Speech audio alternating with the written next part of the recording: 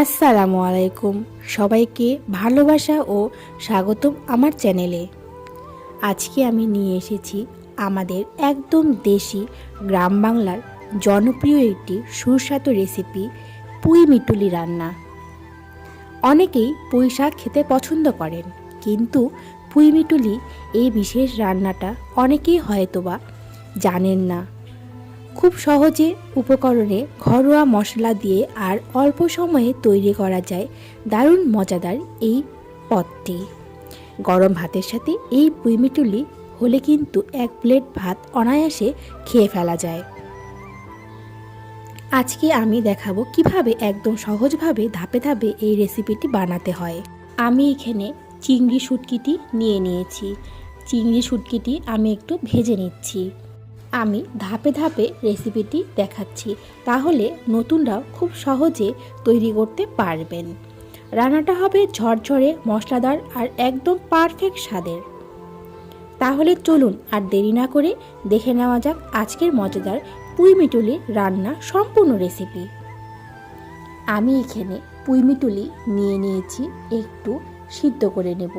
সিদ্ধ করে পানিটা ফেলিয়ে দেব, সেই জন্য আমি এটা একটু আলাদাভাবে সিদ্ধ করে নিচ্ছি পুঁই মিটুলিটা।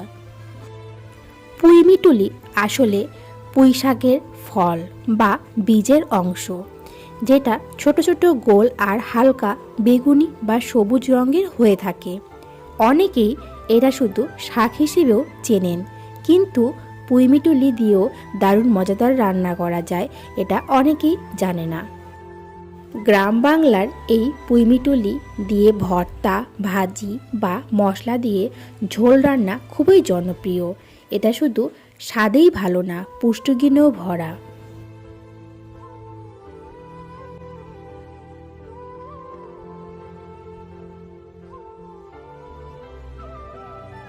আমার পুঁই মিটুলিটা সিদ্ধ হয়ে এসেছে। দেখতেই পাচ্ছেন দর্শক বন্ধুরা, আমার পুঁই মিটুলিটা সিদ্ধ হয়ে এসেছে। এখন আমি এটা সুন্দর করে পানিটা ঝরিয়ে নেব। পানিটা ঝরিয়ে একটা পাত্রে রেখে দেব। পানিটা ঝরিয়া হয়ে গেছে, এখন একটা পাত্রে রেখে দিলাম। আরেক দিকে অফ ক্যামেরায় আমি সবগুলো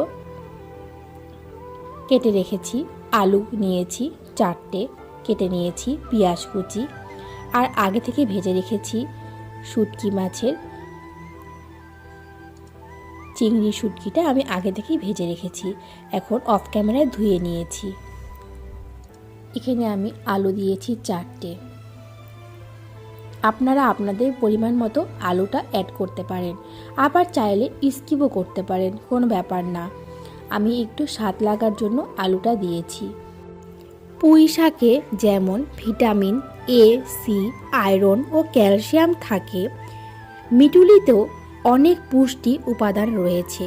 শরীরের জন্য উপকারী এবং হজমের জন্য বেশ ভালো। আমি এখানে নিয়ে নিলাম একটা প্যানের মধ্যে আমি দিয়ে দিয়েছি পেঁয়াজ কুচি। পেঁয়াজ কুচিগুলো দিয়ে দেওয়া হয়ে গিয়েছে। আমি পরিমাণ মতো সয়াবিন তেল অ্যাড করব। আমি পরিমাণ মতো সয়াবিন তেল অ্যাড করছি। সবগুলো উপকরণ দিয়ে দেওয়া হয়ে গেলে আমি সুন্দর করে নাড়াচাড়া করব।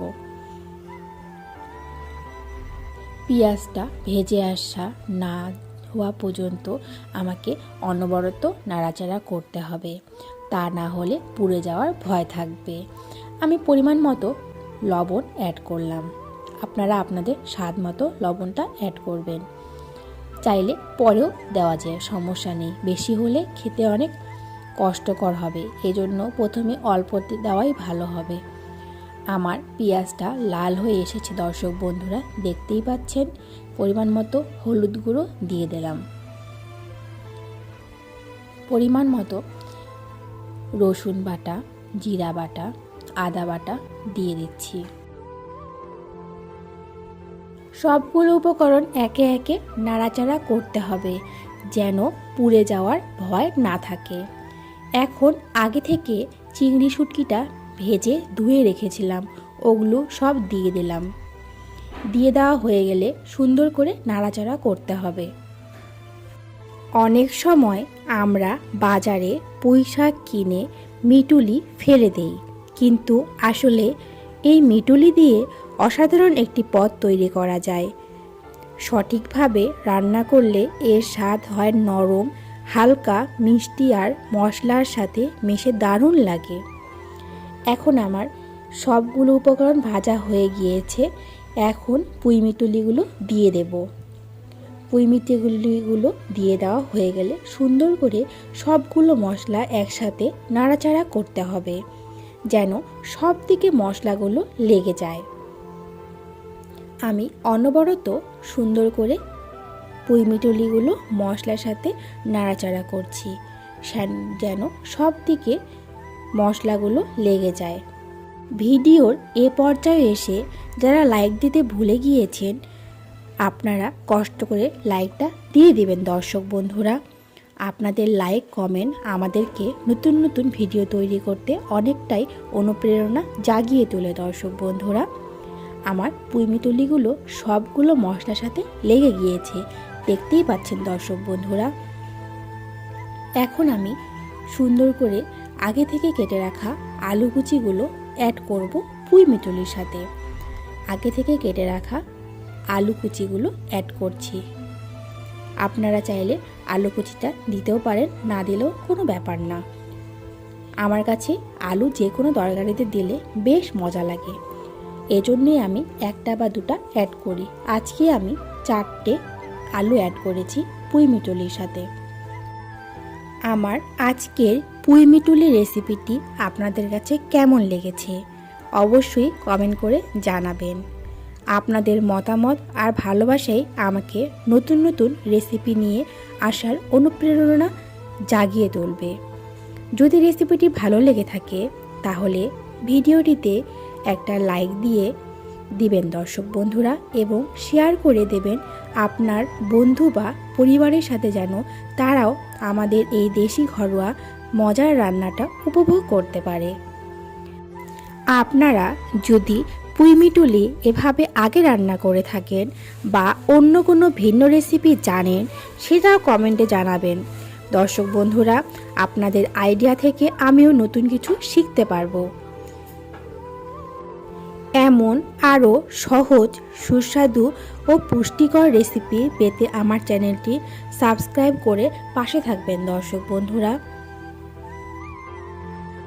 আমি পুঁই মিটুলিটা এখন সুন্দর করে নাড়াচাড়া করে এখন পরিমাণ মতো পানি অ্যাড করব। সিদ্ধ করার জন্য 10 মিনিট অপেক্ষা করব। ঢাকনা দিয়ে রেখে দেব 10 মিনিট।